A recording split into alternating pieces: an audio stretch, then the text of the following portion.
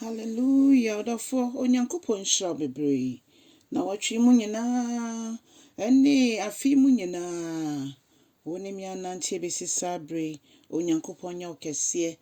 Se wo kon do nyame asem adekyen bia, me mpaebo nyinaa ne se, ebre Yesu nyame asem so ne yetie onyankopon ne ewoda yi mu.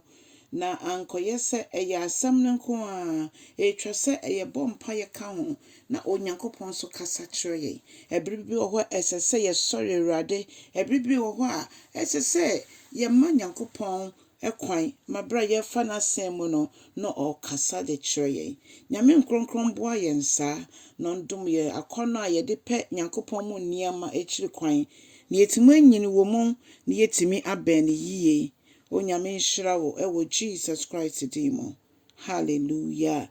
Odofo nenso so mema wakwa aba ediba wuti asiese dwumedie yi so.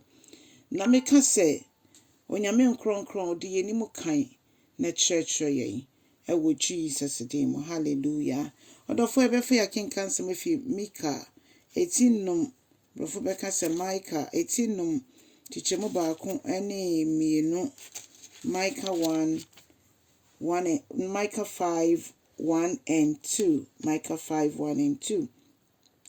Afe yo kacha yen se, mumboaboa mo ho na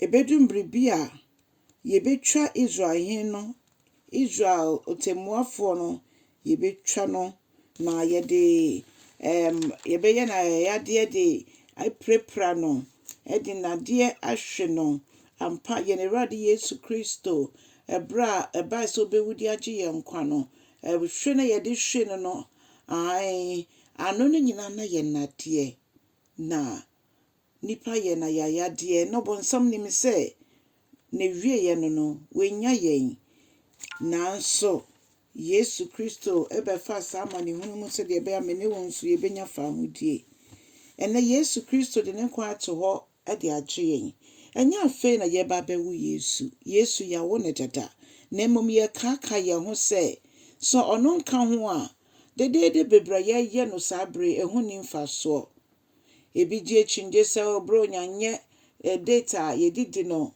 ai nanso na tie ne se Yesu Kristo ampa oba asase so se date we oba asase so bewu de gye ye nkwa eno nti ne ye kakai wo mbre te se ye yesi bronya pepa cho bronya no wudi ni sen efi se ni oba ye no obra ne ho ase empo bebia ye wo no eto ye modi didake mo ewo kroketu a ye friend Bethlehem mu onyankopon oni yen edini yiye na ose wo mu se Bethlehem wo ye kroketu a nanso wo mu ena Israel temboafo no okendifo no obefiri beba na ono ne tena bre ne nkora ne maaye eye dada eye afebo obie ntimi enyi sa oroi emfi ho obia entimi enkom no a obeka se na wie ye no omukom no omusen na senua so nanso yesie no osan sori nkonimudie mu se nyame ono na yagye na edi a oyeye ne rade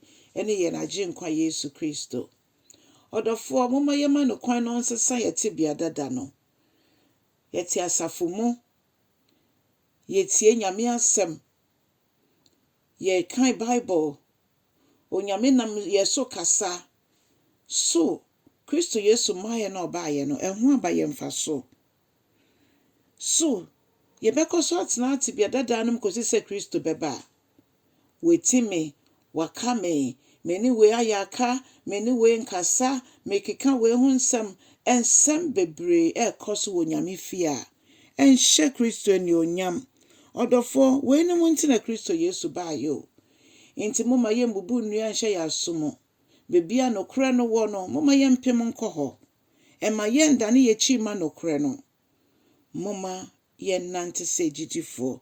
Agyidifoɔ edi kan no ne yɛkɔ so wɔ asafo no mu nyinaa ebi kɔɔ so nanso ɔmo ma Honhom Kronkron no kwan ma ne fa nneɛma nnomum ɛhyɛ n'aso mmara ase. Efisɛ yɛne Kristo Yesu anamsifoɔ wɔ asase yi so. Na sɛ yɛn ho yɛkoko a yɛbɛyɛ dɛ ne yɛatwe akra bi nso ama Awurade.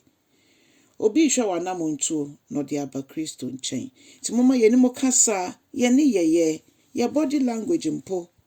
Sɛdeɛ yɛbɛyɛ yɛn ho afa no. Ɛnkasa, ɛnka nsɛmpa nkyerɛ afoforɔ. Onyankopɔn nhyira wo sɛ yɛbɛyɛ ne saa.